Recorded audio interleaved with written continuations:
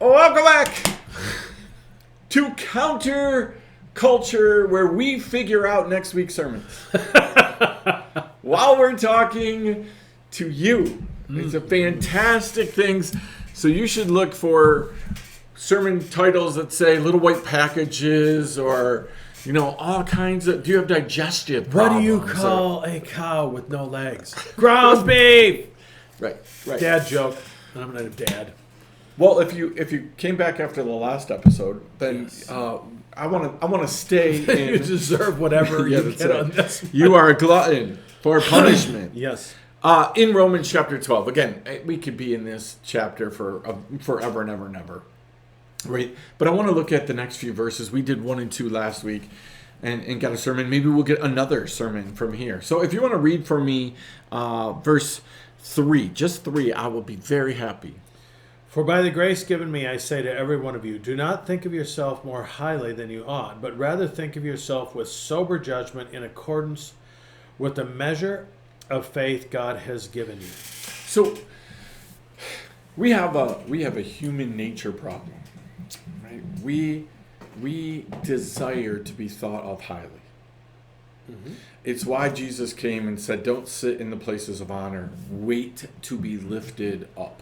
Wait to be asked to come up. Sit in the back, be asked, because you don't want to sit in the front and be asked to move back." I think about that all the time when we're doing funerals, and most of the time, the first couple pews are saved for family, but sometimes they're not. And so as you're getting ready and you're coming in with the family, you realize there's people sitting there, right? And then the funeral director realizes, right, people are sitting there. And then there's this real awkward thing, because you're not going to do a funeral without the family sitting up front. So you have to ask people to move, right? And it happens infrequently, but enough that it's one of those things where I like make sure that the front rows are saved to avoid that whole thing. Yeah, right. But we have this natural desire to be lifted up. We have this natural desire to have people know who we are, know our name, right? But also know our value, right? And Paul says here, listen, he's not against the idea even, but it's to have that idea with sober judgment, right? So to really, really look at yourself. And so we live in this time period where the world is constantly saying, don't look at who you are. You just keep doing. No matter what people say about you, no matter all of these things, you just keep going. You keep going. Paul here really said, like, wait. You need to look at yourself appropriately with sober judgment, right? Not thinking something of myself, but actually looking to faith. What is the measure of faith that we have? That's what Paul is at. Like, you can do a lot of things for the church, but I've said it a lot of times. Give me a few praying people, and I will take them every time over a bunch of really smart people. But because that's God has no intentions to let us do things on our own. Mm-hmm. He wants to work with us. You might want to get some people on your boards and in your leadership that actually understand that concept, right? So how do we get people to look soberly at themselves? That's my question in all of that rigmarole that I just said. What do we do? How do we get people to actually take a second and look at themselves soberly? Well, this is so easy for me because I have the gift of humility. This is, I'm asking the right person. I know. And the second one is humor, of course. But anyway, well, it does take, but it goes back to that sacrifice. Mm-hmm. It goes back to, from a Wesleyan perspective of entire sanctification, does not mean that I am perfect. It means that I am entirely surrendered. God, you have all of me. Mm-hmm. Mm-hmm. And when I do that, and that can be a huge thing, because then you are saying, God, that means you get to examine me. Yeah. Every aspect of my heart, my life, and say, that one's not surrendered yet. Yeah. Yep. And then when that happens, it will bring a humility that says, I don't care what human accolades are. It's nice to get them, Yep. You know, in the old days, we had white wall tires on cars. They look nice, but you don't have to have them, you know. But it's nice to get affirmation once in a while. We're to spur one another on to good works, which spur your pastor on, and just say, don't, you know, too many people spur their pastor, but they don't do it to spur him on to good works. It's just to spur him or her. And, but encourage your pastor, because they need him these days. I hear it all the time. I told my Wednesday night crowd, I get discouraged sometimes. Yep. So encourage your pastor, and encourage each other. Yeah. That, you know, it's easy to do, and it's, you know, that's just what pastors, we got to, you know, Lord, you keep him humble, we'll keep him poor. You know, many church boards feel that way. No, those who do the work of the church are worthy of double honor, it says. But it's exactly right. We have to let God be the one who does the elevating, the promoting. It can't be us. Yeah. It can't be us. And so when we surrender to God, you know, and Lent is a perfect time to do it, because I just preached on Romans 5 last week. We have a sin problem. Yep. When we realize we have a sin problem, then God's grace can come in.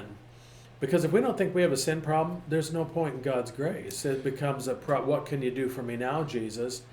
And the thing he wants to do most of all, most people don't want that. I don't want you to tell me I have a sin problem and he needs something with my sin. I just want Jesus. I want fire insurance or whatever. Yep. So it does, in all seriousness, it requires a little humility to say, and to say, God, and yet not go to the place. I read this one time recently, is when a pastor says, Lord, is it me? Am I the reason my church? That could be a little bit too much about you. Yeah. Again, you know, if it is, he'll let you know. And maybe you shouldn't be so repulsive or whatever. But on the same token, to be able to say, search me, God. And is there something? And if it's not me, then what is going on here, so that I can pray about it? I can, if you want me to do something about it, I can step in through your power. It's a divine human synergy that we operate in. It goes back to, I got to look at take the plank out of my own eye so I can help get the speck out of someone else's. It isn't that we just don't.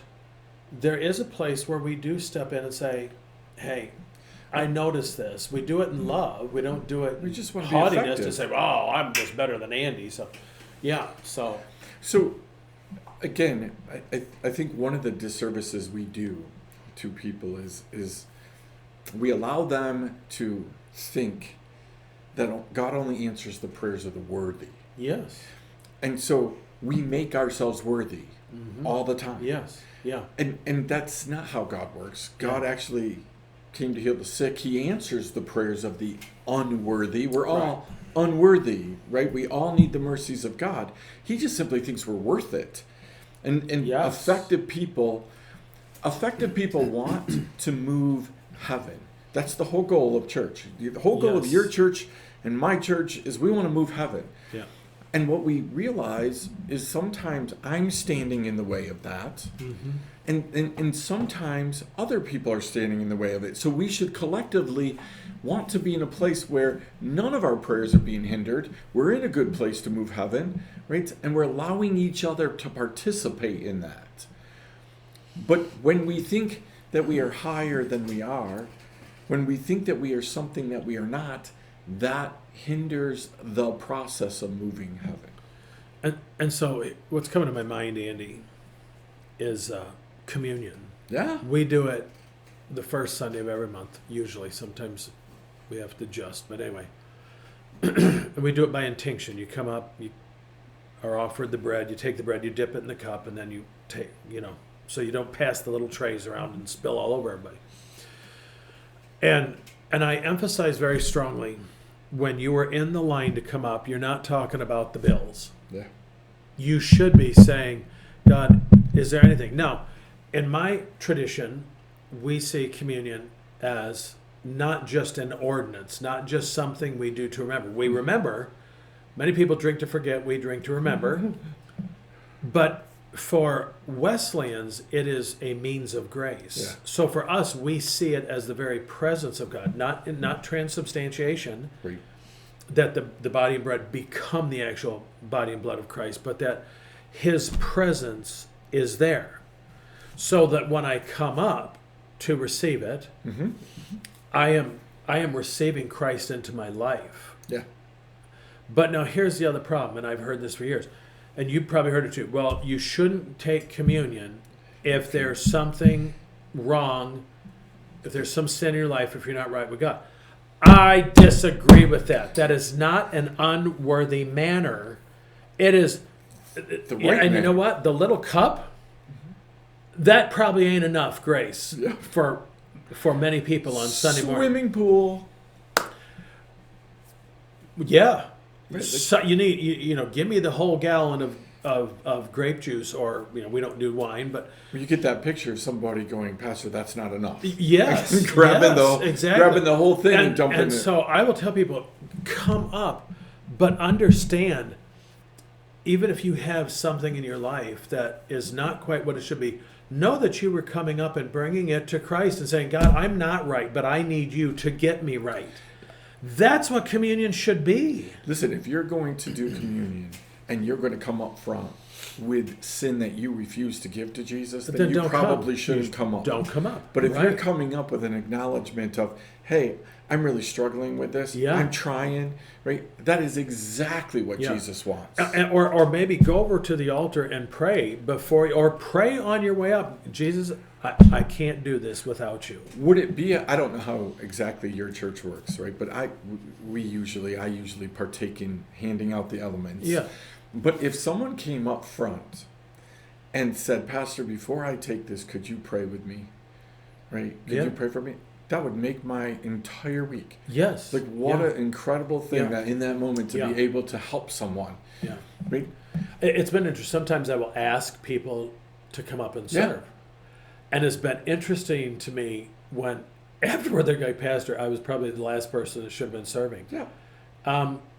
That means you were probably the person to be serving. You were the perfect person. Because not only you were getting a double dose, because you're taking it, you're receiving it, but now you're also, there's another piece of humility that says, I need to really get myself together.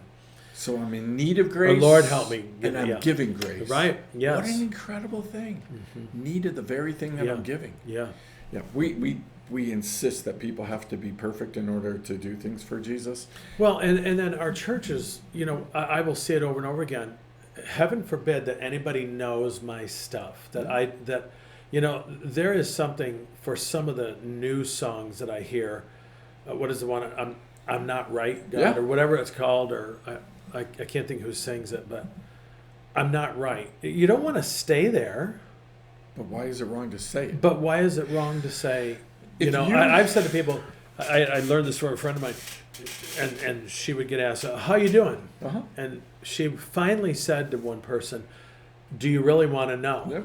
And you know what they said to her? No. No, because it was cordiality. It was not. We don't want to know. I really don't want to know what's going on. If you ask me that follow-up question, then there's probably, but maybe I do need to know. So if you stood up on a Sunday morning Mm-hmm. and you said to your whole congregation, I just need you to know this morning before I start speaking that I'm really struggling. Yeah, I'm just really discouraged. yeah. What would the reaction, not maybe of your people, but in general people, what would the reaction of people be? Would they let you just go ahead and speak out of a state of discouragement? Would they say, well, before you speak, Pastor, we want to pray with you? Would they stand up and say, well, you're not the man to be speaking today? Like, what would people say? Yes, any of the above. It would be a combination of any of those. Oh, but here's what's interesting. The thing we hear today about pastors of the church, well, people just want to know their pastor's real. Well, then the pastor gets too real, and not everybody needs to know everything that goes on in my life.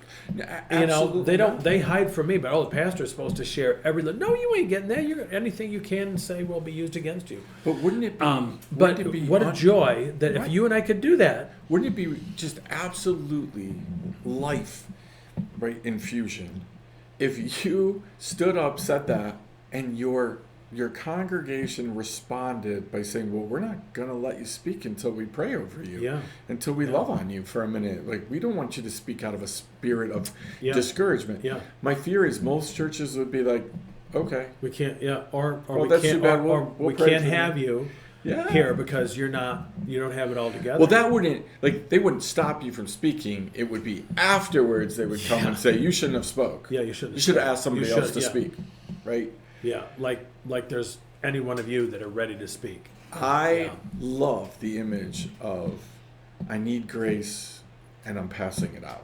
Mhm. That is a fantastic image you've given us. Let's leave it there. Maybe you're in need of grace today, and maybe you're the very one that should be handing it out to other people. Yeah. We don't know, but you do know. Well, it makes me think Wesley. He was told preach faith until you have it, and then preach because you have it. There you go. There's another mic drop moment. We'll see you next time, right here, Counterculture. Grace and peace.